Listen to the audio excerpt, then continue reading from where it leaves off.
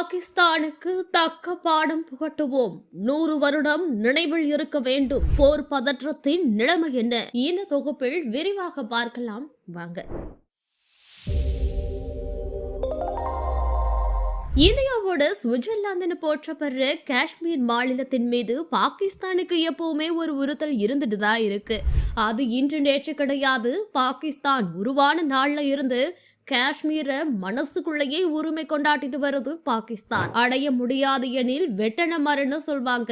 ஆனா பாகிஸ்தானால அப்படி இருக்க முடியல. எப்படியாவது காஷ்மீர் அடைவோம், அது முடியலைனாலும் இந்தியாவை நிம்மதியா இருக்க விடக்கூடாது என்ற ஒரே நோக்கத்துல தான் பாகிஸ்தான் செயல்படுது. இதற்காக பாகிஸ்தான் உருவான ஆண்டே காஷ்மீரை ஆக்கிரமிக்க போரும் தொடுத்தது. இந்த போர் 1947-48 ஆண்டுகள நடந்தது.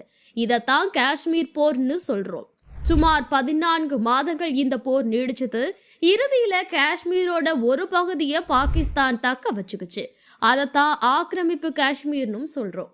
இதற்கு அடுத்ததா 1965, 1971 மற்றும் 1999 ஆகிய வருடங்கள்லையும் பாகிஸ்தான் இந்தியா கூட போர் தொடுத்துச்சு.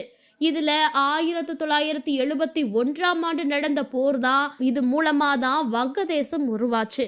இது 13 நாட்கள்ல முடிவுக்கு வந்தது. அடுத்ததா 1999 கார்கில் போர்.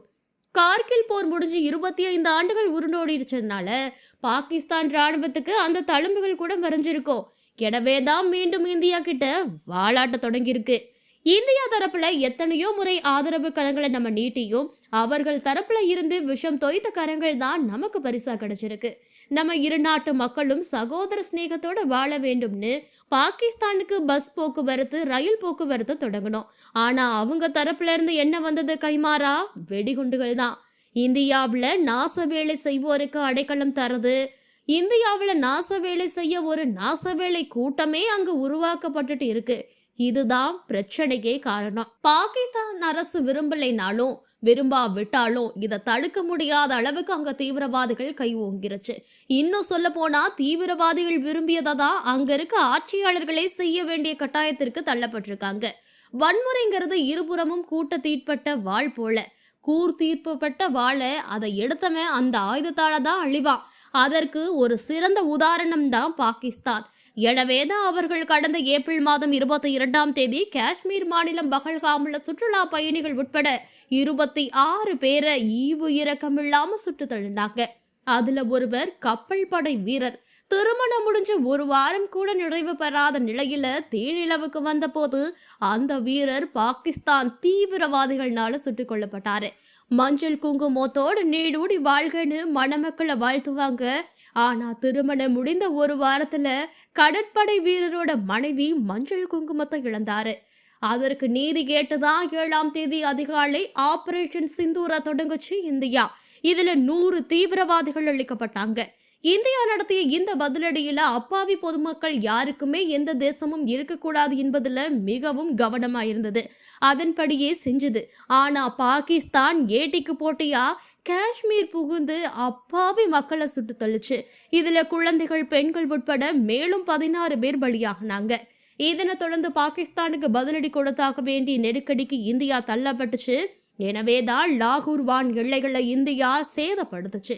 காரணம், அங்கிருந்துதான் பாகிஸ்தான் ராணுவமும் தீவிரவாத கும்பலும் இந்தியாவுக்கு எதிரான நாச வேலைகள்ல ஈடுபட்டுட்டு வந்தாங்க.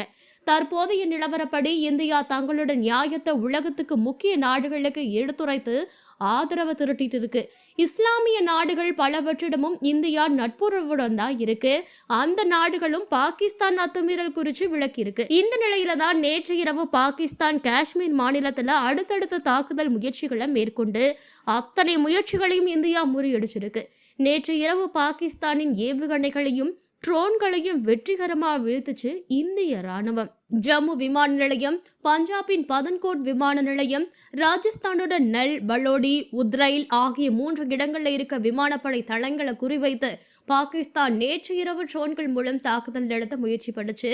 இந்திய விமானப்படை அனைத்து ட்ரோன்களையும் நடுவானிலேயே தகர்த்தது. ஜம்மு எல்லை பகுதியில நேற்று இரவு அத்துமீறி பறந்த பாகிஸ்தான் விமானப்படையில F-16 ரக போர் விமானத்தை இந்திய விமானப்படை சுட்டு வீழ்த்துச்சு. ராஜஸ்தான்ல ஜெய்சல்மர் எல்லை அருகிலும் ஒரு பாகிஸ்தான் போர் விமானம் சுட்டு வீழ்த்தப்பட்டுச்சு. இதுல இருந்து தப்பி ஓடிய பாகிஸ்தான் விமானிய இந்திய ராணுவம் சிறையும் பிடிச்சாங்க. பாகிஸ்தானுடனான மோதல் முற்றிய நிலையில பாதுகாப்பு கருதி இந்தியாவோட வட மாநிலங்கள்ல 24 விமான நிலையங்கள் மூடப்பட்டுச்சு. மேலும் பயணிகள் விமான சேவை ரத்து செய்யப்பட்டுச்சு.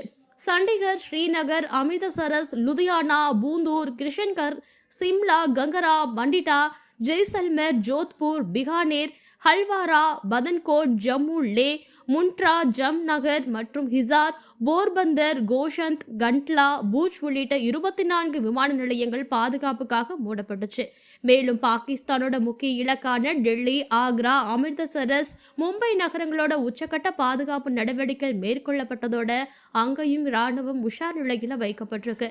பாகிஸ்தானுக்கு தக்க பதிலடி கொடுக்கிற வகையில ஆபரேஷன் சிந்து நடவடிக்கையை தொடர்வது குறித்து பிரதமர் மோடி, பாதுகாப்பு அமைச்சர் ராஜ்நாத் சிங், முப்படை தளபதிகள், பாதுகாப்பு ஆலோசகர் ஆகியோரோட ஆலோசனை நடத்தினாங்க. இந்த நிலையில தான் எல்லையில பதற்றத்தை குறைப்பதா வேண்டாமா என முடிவெடுப்பது பாகிஸ்தான் கையில தான் இருக்குன்னு இந்திய வெளியுறவுத்துறை செயலாளர் விக்ரம் மிஸ்ரி சொல்லியிருக்காரு. அதே நேரத்துல ஒவ்வொரு 25 ஆண்டுகளுக்கும் ஒரு முறை பாகிஸ்தானோட போர் தொடுப்பதற்கு பதிலா இந்த முறை பாகிஸ்தானுக்கு சரியான பாடம் புகட்ட வேணும். 100 ஆண்டுகளாவது அதோட தழும்புகள் இருக்கணும். அப்படி ஒரு நடவடிக்கை இந்தியா எடுக்கணும்னு தீவிரவாதத்தை வன்முறையும் எதிர்க்கும் ஒவ்வொருவரோட உள்ளத்திலையும் வேண்டுகோளா இருக்கு. நமது தமிழ் நியூஸ் சேனலில் உங்களது பொருட்களை வெறும் 500 ரூபாயில் விளம்பரம் செய்ய வேண்டுமா? தொடர்புக்கு 7806942275 தொடர்பு கொள்ளுங்கள்.